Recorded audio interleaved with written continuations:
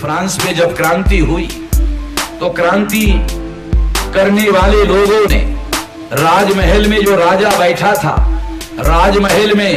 राजमहल के सामने इकट्ठा हुए, कई लाख लोग इकट्ठा हुए फ्रांस में, और राजा के घर में घुसे, राजा को पकड़कर मैदान में लाया और मैदान में लाके उसको संगीन उसके पेट में घुसाकर उसकी लाश को संगीन में लेकर ऐसे चल रहे थे।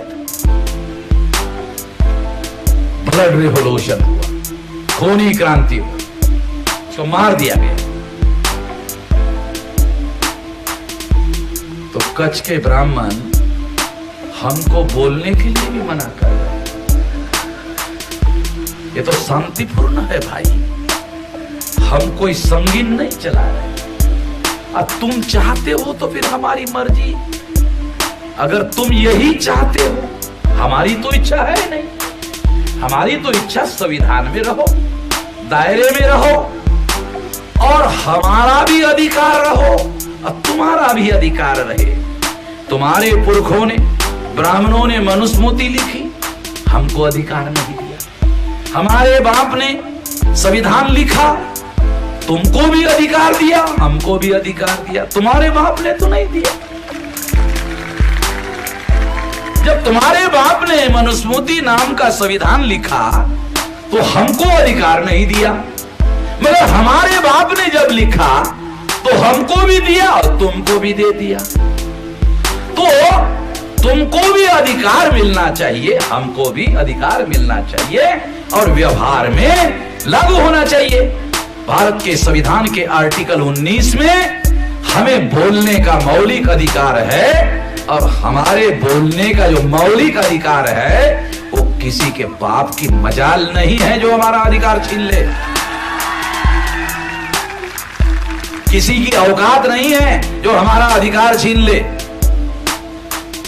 नरेंद्र मोदी देश का प्रधानमंत्री है, वो बाबा साहब अंबेडकर की जय जयकार कर रहा है,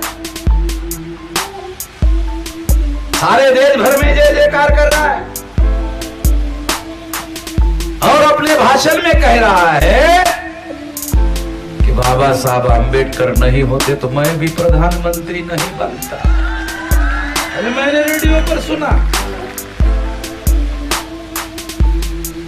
तो बाबा साहब अंबेडकर ने कमजोर से कमजोर आदमी को ताकतवर बनाया।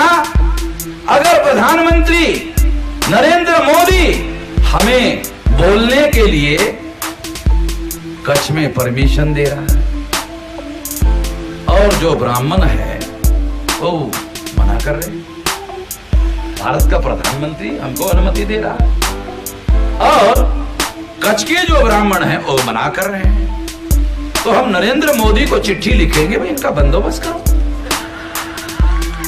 इनका बंदोबस्त करो, या फिर हमें कहो कि मेरे बस की बात नहीं है, या तो हमें कहो कि मेरे बस की बात नहीं मेश्राम जी, मैं आपको कच्छ के पुलिस देता हूं, पुलिस की ताकत आपको देता हूं, आप बंदोबस्त कर लो। तो मैं नरेंद्र मोदी को कहूंगा मुझे पुलिस की जरूरत नहीं है, मेरे जो मूल निवासी कच्छ के लोग हैं उतनी ही ताकत मुझे है,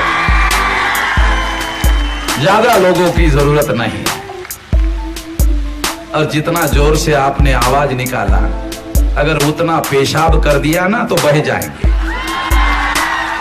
ज्यादा मेहनत करने की जरूरत नहीं रहेगी।